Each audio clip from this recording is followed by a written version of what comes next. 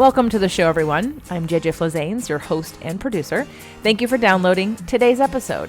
Today's episode, The Three Faces of Victim, is part 2 of a 4-part series with Lynne Forrest that I'm repurposing and republishing here on this show now. These episodes were recorded in 2015 when I launched Fit to Love, and I just keep referring back to them all the time. New clients, new classes. I want to share this information because some people have no relationship to it. It's something that they've heard about, but they don't really understand, and they haven't used it on themselves or to take a look at their relationships and their family dynamics. So I just feel like it was super important. It was time. I was being called, so I hope you can appreciate that. And if you have heard them before, as I'm editing them, I mean, this is now probably the 4th or 5th time I've listened to them because I recorded it, then I edited the first time, and I'll tell you that they are worth repeating. They're worth repeating because I'm different than I was in 2015, and you are different than you were in 2015. And if you're a new listener to the show, then this is brand new information for you. But every year and every month and every day that we grow and we expand, we hear things differently. So repeating information isn't a waste of time. In fact, sometimes I listen to Abraham audios 20 times, and each time I might hear something new because I'm in a different place to receive the information. So today, again, is part 2 of 4-part series. I hope you enjoy it. 2 other quick announcements. The doors are open. I am doing the Empowerment Strategist Certification Program. I am starting with a beta program of only 6 people, and I have 5 spots left as of now. You can apply at jjflazanes.com/cert, C-E-R-T, like certification. And the people that start the beta program with me will go through all of the different modules in order to not only learn how to help others, but of course to do the deeper dive into ourselves first and foremost.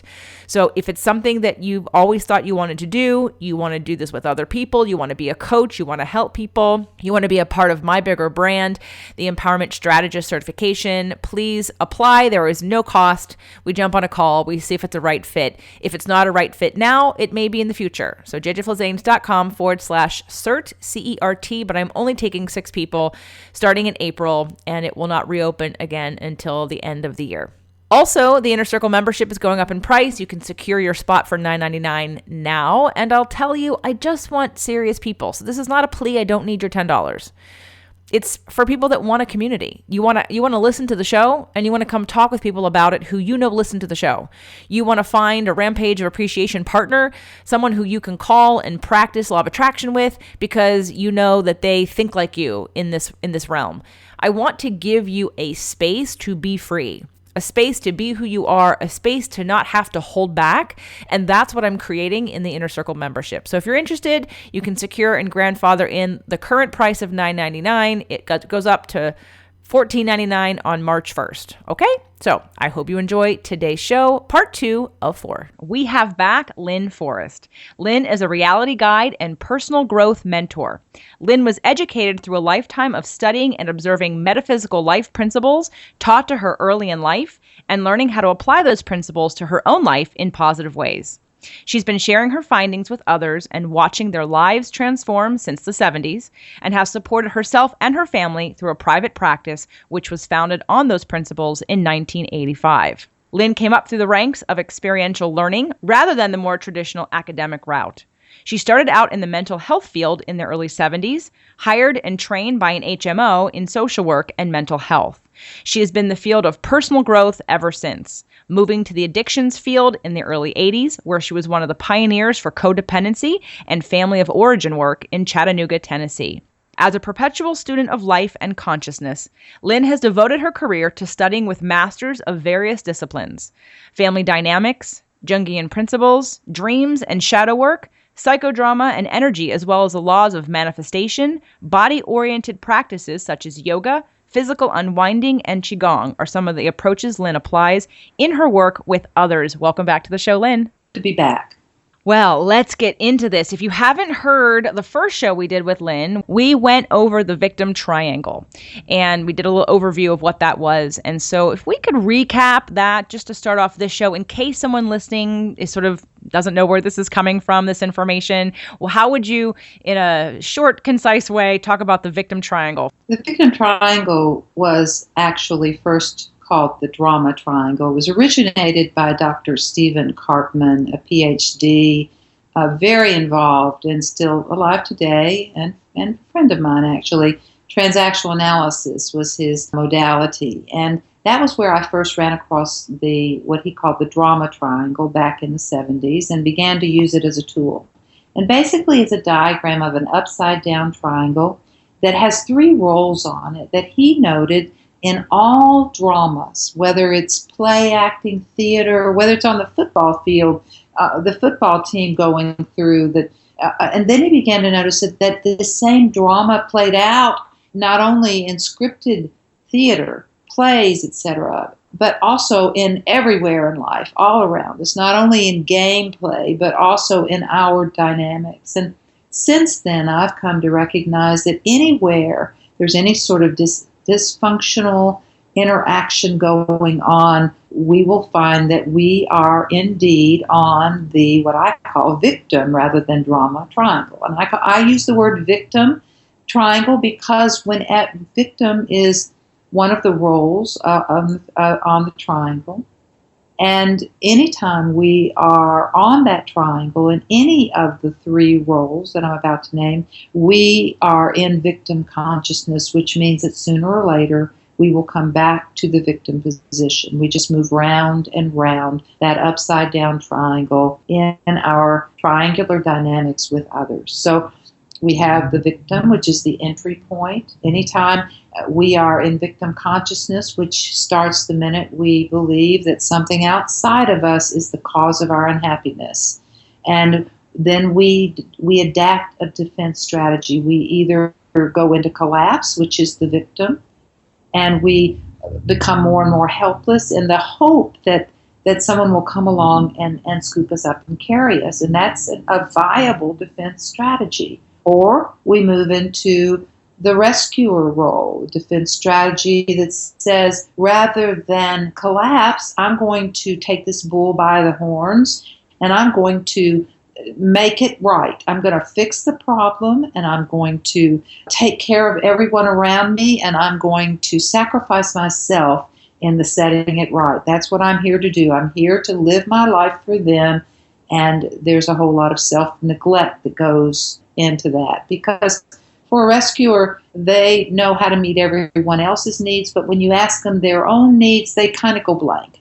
They have no idea. Needs? I don't need anything. That needs is what other people, I furnish needs. I don't have them sort of attitude. And then the third position or defense strategy then, rather than to fix it, control it, make it better, by taking control of it, of the rescuer, is the persecutor. And the persecutor is that part or that place on the triangle, the defense that has the defense strategy of attack, and based on a belief that says the world is dangerous and I have to get you before you get me. And so those are the three roles. We just move round and round them on the triangle anytime we're in victim consciousness. The big question is, how do we stop? How do we get off that triangle? So in identifying yourself as a victim, rescuer, or persecutor, I know that you talked you've done some videos on YouTube that I saw about starting gate positions. And I know on the last show we talked about that wherever you start, it doesn't matter, you're going to move around to all the positions, but there is something called a starting gate position. Can you talk a little bit about that so people can then see sort of what their starting gate position might have been within their own family dynamics to start, and then how that affects where they go next? Yes, I've refined that whole idea of the starting gate to hopefully make it a little more clear. And the starting gate position on the triangle, there are two different ways, two different possibilities on the triangle of the way we move around.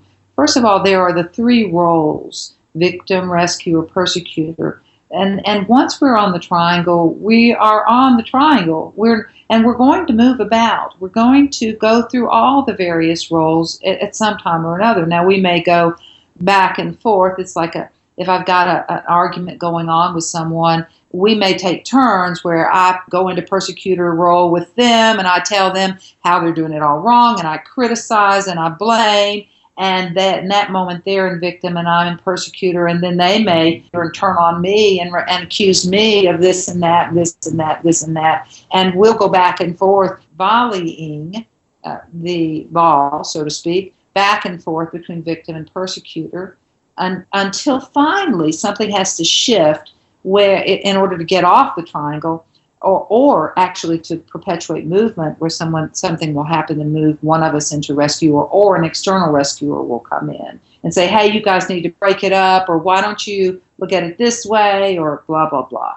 Or I'm sorry, I meant to, and it's all my fault, or something like that, where we move on around the triangle. So one way of movement around the triangle is through the roles. And when we're on the triangle, we all do that. And then the starting gate, however, is when we take on the role as our position in life. It becomes like our personality style. It becomes our main line of defense. It becomes who we identify with being. And each one of the roles has a particular way of seeing life that lends itself to a personality adaptation where we literally, so I can move through all of the roles as a rescuer. The way the rescuer moves around the triangle is going to look very different than the way a persecutor moves around the triangle, than the way a victim moves around the triangle. And all that is dependent on which of the roles they identify most with as a personality type, because they're going to see the world through that particular lens. Let's talk about, are you automatically, I know we talked about it in the last show, whether this was something that just sort of happens. Is it about modeling? Is it inner instinct? And we talked about sort of being born into these roles within our family dynamics. But I want to differentiate for people when it's a problem and when it's, like you mentioned, getting on the triangle. Are there times where we're not on the triangle? I mean, I would assume that we would not want to be on the triangle because it doesn't sound like a very healthy place to be based on our fears that drive the different positions that we're in. It feels, and from what our last show we talked about, like a belief in lack and limitation, as well as distrust of universe and of our life and of the evolution of everything. And again, that interaction between us and source, or us and whatever we believe is bigger than we are. So talk about that for a second, about, are we ever off the triangle, and can we be healthy and be on the triangle? Yes, we're off the triangle, and that depends. Well, actually, the answer, the more truthful answer would be, it depends on who you're speaking to. Some of us live on the triangle and we don't get off. That's our every interaction, every way of seeing is from the victim position that says the world is at me, against me, doing something to me, keeping me from something. If I'm seeing the world as the source of my problem, I'm on that triangle somewhere. And because blame is the distinguishing characteristic. That is the number one primary characteristic of victim consciousness. It is the one thing that all three roles on the triangle do. They all blame. So, and what that means basically, in order to blame, is we find a problem. We see a problem. So when you ask, is it a problem to be on the victim triangle? I would say no. It is not a problem to be on the victim triangle. It doesn't mean it's comfortable. It produces pain, but if you'll notice in life, it's the things that induce discomfort for us that are also they act like cattle prods for growth. Pain is just, there's nothing like it to motivate us to make changes that we would never in 1,000 years even consider otherwise. And so you see, pain is a great motivator. So yes, the triangle has its function and its purpose. It is not a futile thing. It's not a bad thing to be on it. it is increasingly painful if we are unconsciously on it, though. And so, because we're just living it out, we don't know why. And we just feel at the mercy of life, and we don't know how we got there. And all we know is that the world is a mean place and that people mistreat us, and we don't understand, as the guiding principles teaches us, the guiding principles being sort of the basic fundamentals that underlie reality. These are the constructs, the framework on which reality is built, and they're ancient laws that have been around and are present in every doctrine of truth down through the ages. And one of those precepts says there's nothing that happens in your day that is not on your energetic pathway. And that there is the law of cause and effect says that everything has a cause, is an effect from something. Nothing happens in a void. There's no such thing as happenstance. And so we know that there is no coincidence, that means that energetically what I have on my path, what I meet and encounter today, is going to be a reflection of my own mindset, my own belief system. Whatever beliefs I'm thinking and believing is going to be how I'm feeling. It's like if I meet you and I have a belief about, I've seen your picture, you look like a blonde. Let's just say I have a thing against blondes. Maybe my mother was a blonde, and I was very angry with her. And so whenever I see a woman with a particular style of blonde hair, I have an old story. Immediately I project onto them unconsciously, that person, I will unconsciously project onto them my story about blondes, my story about my mother as a blonde. And so now I've decided you can't be trusted. And for no other reason other than you're blonde, you remind me of my mom now. Now I've decided I can't trust you. So I'm thinking thoughts, well, okay, what does she really want? What is she really trying to say? And what she's trying to manipulate me here? What's going on? These are the kind of thoughts going on in my mind because I believe what I believe about blondes. It has nothing to do with you. It's just that now I have my story about you, and I'm believing it because I'm thinking it. And I think because I think it, it must be true. So I'm at the mercy, really, of my own belief system. And then what I do is I begin to have the feelings that go with that thought.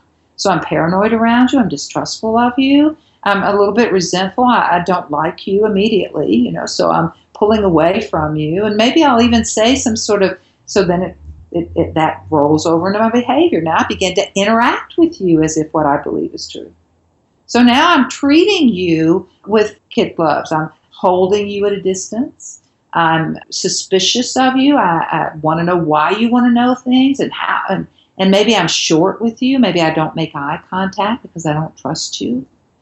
And so these are the way I interact with you. Well, you're watching all this. You're feeling this energetic exchange going on. You don't know what's going on in my head, but you feel it energetically. And so what do? Of course, you're going to create your own story about what's going on with me.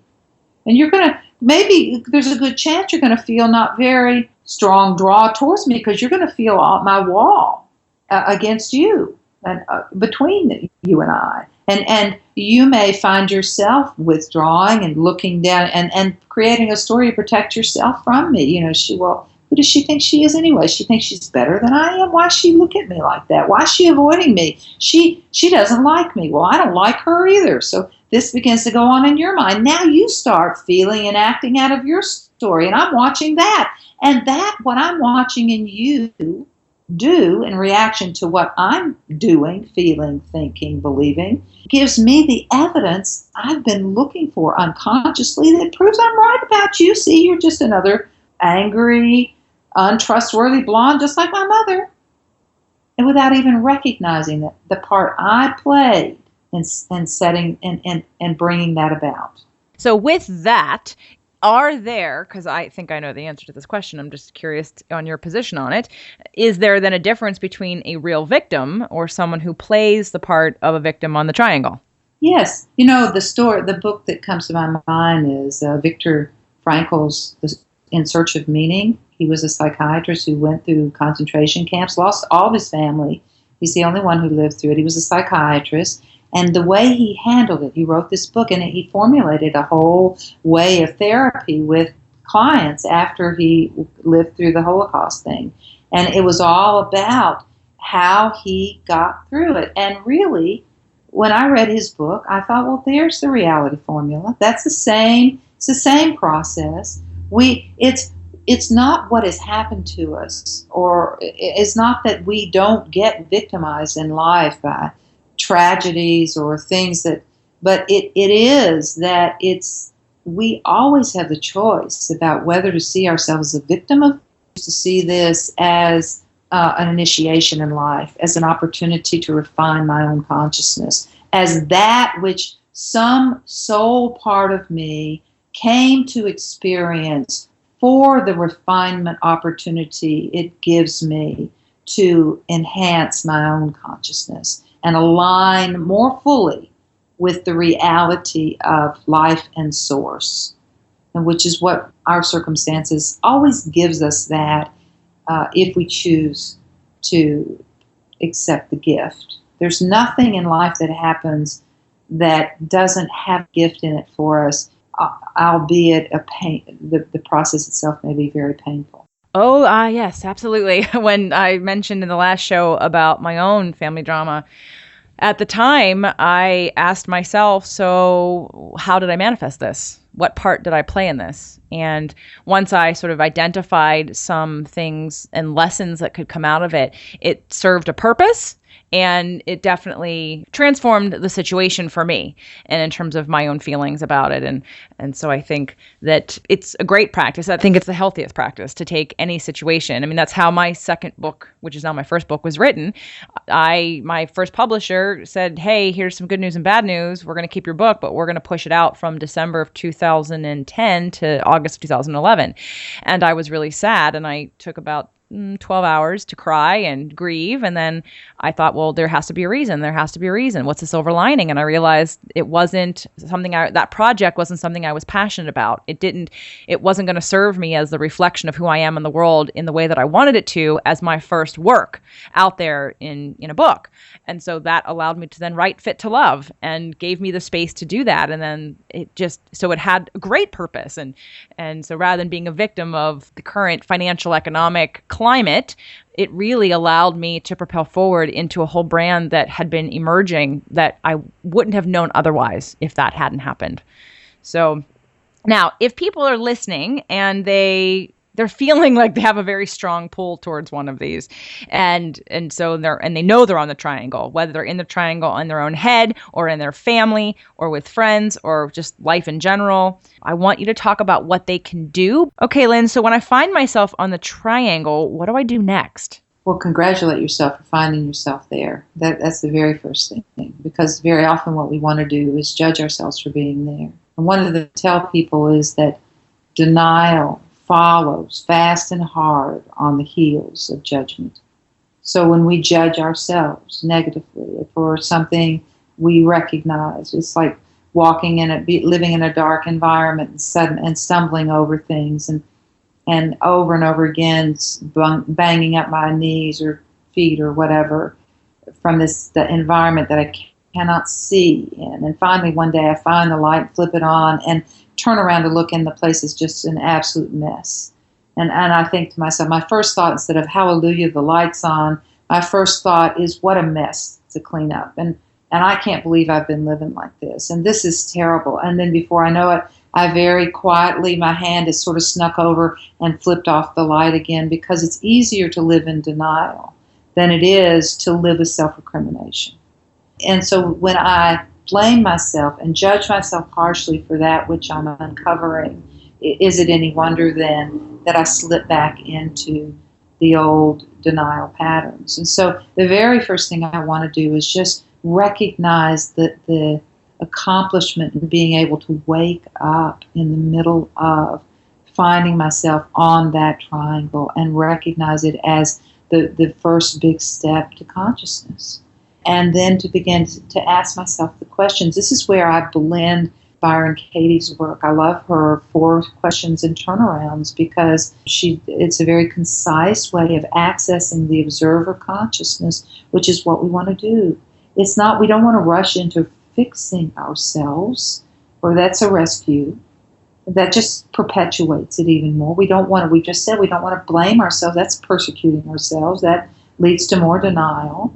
And we don't want to slide back into, well, woe is me, I can't help it, this is just the way I am. That's helpless baby.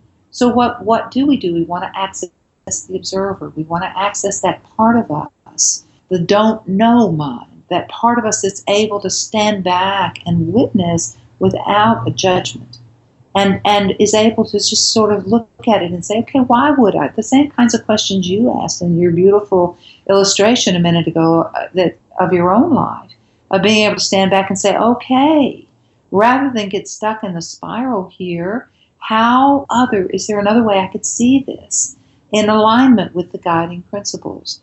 And the guiding principles are the antidote to victim consciousness. They're where we want to go, because when we see life through the guiding principles of reality, again, the guiding principle being those constructs of reality that all reality is based on. Reality is the way it is right here, right now. And in order to make peace, we can only enter peace from this moment. That's where reality is. Nowhere else. It's not in the past, not in the future. It's right here, right now. It's what is right here, right now. And beginning to recognize the difference between reality, the what isness of this moment, and my story about what is. Beginning to differentiate by asking myself, okay, what is the bare bone facts? And that's really very minimal, really. When you get down to what the reality is, it'll be something like woman speaking in mic to another woman, presumably. I don't even know that for a fact. Sort of thing. But not meaning that you're not a woman, but how do I even know that you really exist other than in my mind, So I'm having this, that's the reality. But if I tell myself, yeah, I'm having this conversation with this other woman who doesn't like me, or who thinks I'm fabulous, or who is following me, or has some story. I don't know that any of that's true, but I will feel and act as if it's true, and thereby act in ways that will gather me the evidence. All evidence does, it doesn't prove anything. All it does, except it does prove one thing. It proves how committed we are to the story. That we've been so committed to our belief about what reality is, not reality, but our story about what reality is, that we have gathered all kinds of evidence by living it out. And so now I've got a list of evidence as long as my leg, but that doesn't mean anything other than I've been busy proving it to myself a long time. Absolutely. Law of attraction says you manifest whatever you believe, period. And law of attraction will just keep showing it to you over and over and over again. And the only way to change it is to change what you believe, or soften that, or look in a different direction. But definitely the belief system. And people say, oh, no, this doesn't exist. Or, oh, yes, that exists. Well, if that's what you believe, that's what you're going to get at the end of the day. So now if somebody knows that they are on this triangle and they're feeling a little bit stuck and they want some more information from you, they want to work with you, how can they get more information from you? I would encourage them to go to my webpage, which is simply lynneforrest.com. That's E on the end of Lynne, L-Y-N-N-E, and 2 R's in Forrest, Forrest.com. When you pull up my link, the very first thing that you'll encounter there is Faces of Victim, which is the original article that has been refined since I put it out on the online 15 years ago. So read that first. I'd recommend that, and then learn about the release of the phone app that we've just put out through NeuroQ, My Program Reality Formula, stepping stones to building new neural pathways. It's actually using neuroscience as a way to build neural pathways using the reality formula to replace old thinking about the world. So it gives us a chance to really, they say it takes 60 days to build those new neural loops and to replace the old. And this program is designed to help you put those new neural loops in place. And so that would be a recommendation. That you'll find it talked about on my blog. So if you go to my webpage, find the blog, sign up for the weekly messages there. These are all things that are available. And, of course, my book, which is Guide Beyond Victim Consciousness, and it's available either Amazon.com or Barnes & Nobles. So that's available also. You can learn how to contact me through my webpage. If you're interested in one-on-one sessions, those are available on a limited basis. Call and set something up. I'd love to chat with and work with anyone who is ready to really transform their consciousness and move to peace, because it is possible, and it can happen as quickly as you can change your mind. And that's really it. It's just a matter of changing my mind about how I see the world. Thank you so much, Lynne, for being here. This was excellent. And hopefully if you're listening and you listen to the first show and this is the second show, you'll come back for the third show, which is healing your patterns from childhood and family. Lynne, thank you so much again for being here. Thank you, JJ.